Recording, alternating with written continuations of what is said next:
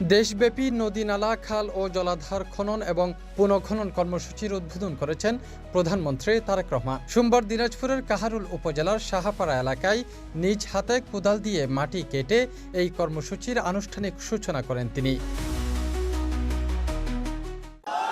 ভাই, এই যে আমরা আজকে খাল কাটবো, কেমন আছেন সবাই? ভালো। এখন এই খাল কাটলে কি এলাকার উপকার হবে? আপনারা খুশি? এই খাল কাটাতে খুশি? কারা কারা খুশি না হাত তুলেন তো। খুশি না কারা কারা? কারা কারা খুশি না হাত তুলেন। আর কারা কারা খুশি এবার হাত তুলেন।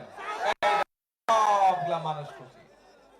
আমরা যারা বিএনপি করে, আমরা এমন একটি দল করে যেই দলের কাজ হচ্ছে সেই কাজগুলো করা, যেই কাজগুলো করলে মানুষের উপকার হবে, যেই কাজগুলো করলে মানুষ খুশি হবে, আমরা চেষ্টা করে কাজগুলো করতে।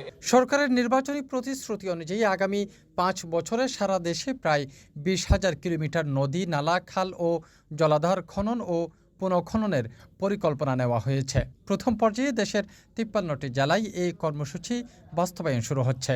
কাজগুলো করলে মানুষের ভাগ্যের পরিবর্তন হবে। এটাই হচ্ছে বিএনপির রাজনীতি, মানুষের ভাগ্যের পরিবর্তন করে।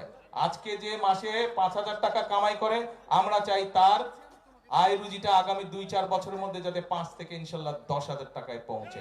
আজকে যে 2,000 টাকা ইনকাম করে, আমরা চাই এমন পলিসি নিতে, আমরা চাই এমন পদক্ষেপ নিতে যার মাধ্যমে তার ইনকামটা ডবল হবে। যদি 2,000 হয়, 4-5,000 আগামী কয়েক মাসে বা 2-4 বছরের মধ্যে যাতে তার ইনকামটা ডবল হয়। এটাই হচ্ছে আমাদের রাজনীতির লক্ষ্য। সংশ্লিষ্ট কর্মকর্তারা জানান, এই উদ্যোগ বাস্তবায়নের ফলে জলাবদ্ধতা নিরসন, সেচ ব্যবস্থার উন্নয়ন, কৃষি উৎপাদন বৃদ্ধি এবং প্রাকৃতিক জলাধার সংরক্ষণে ইতিবাচক প্রভাব পড়বে। একই সঙ্গে গ্রামীণ এলাকার পরিবেশগত ভারসাম্য রক্ষায়ও গুরুত্বপূর্ণ ভূমিকা রাখবে এই কর্মসূচি।